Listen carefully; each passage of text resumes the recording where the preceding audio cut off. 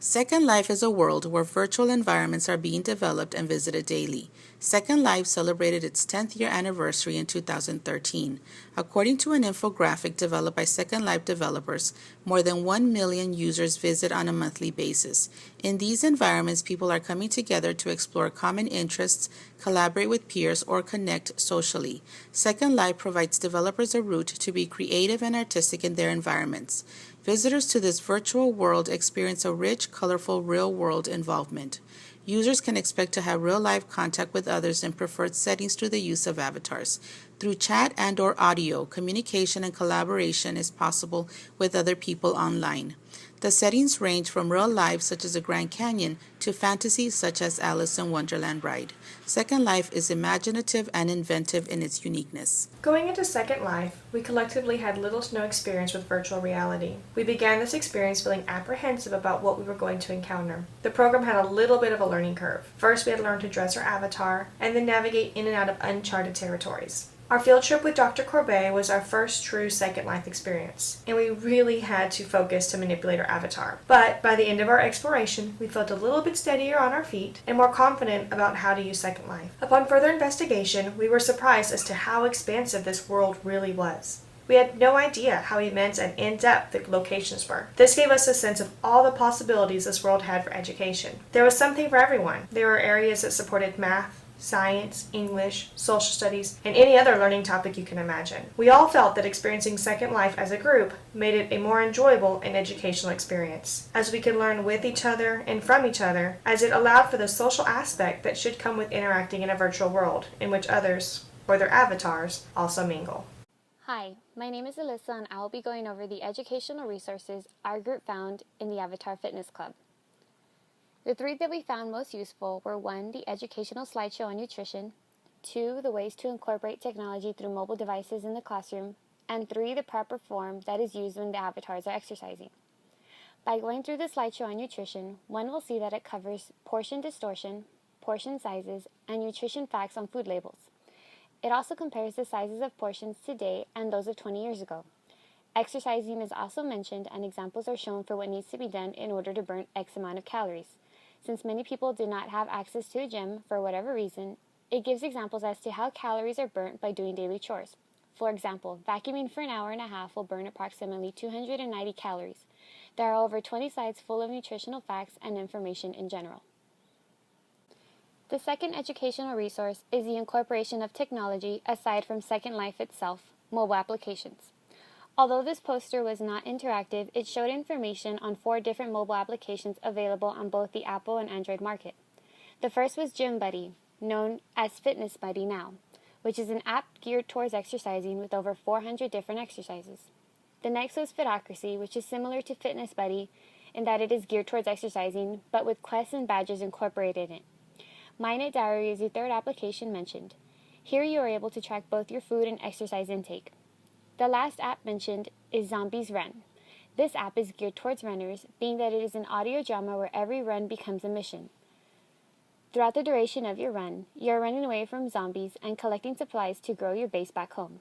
There are over 200 animation-packed missions.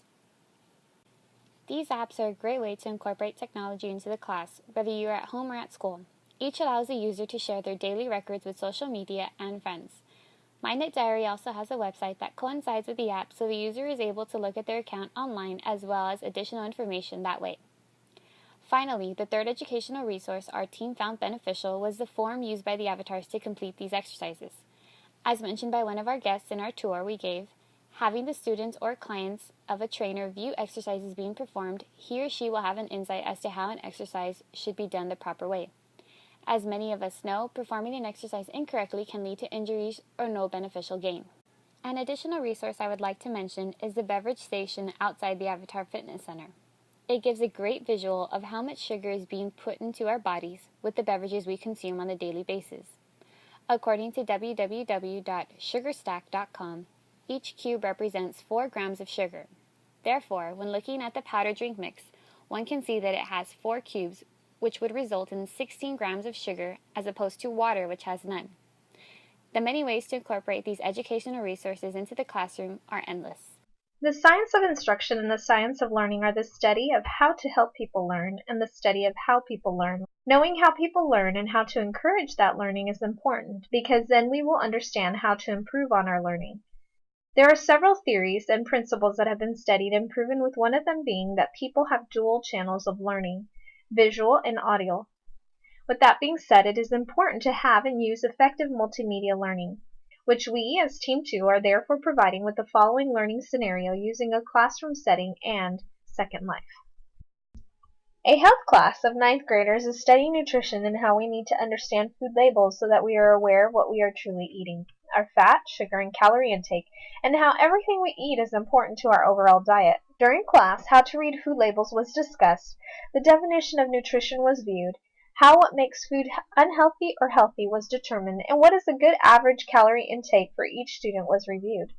Students were asked to bring in food labels that had fat and sugar as listed contents that will also be used with this activity. The worksheet asks the students to review 3 labels and determine if the food is on its own, healthy or unhealthy, using the provided formulas. Students were then asked to determine how it would fit in a plan of food intake for the day based on an average 2,000 calorie diet. Each student group fills in a worksheet and turns it in to the teacher. The teacher then shows the Ohio University Second Life nutrition game to the students. The teacher has the students play the game, practicing reading labels and determining what to eat to maintain their ideal calorie intake as determined by the game and information the students enter.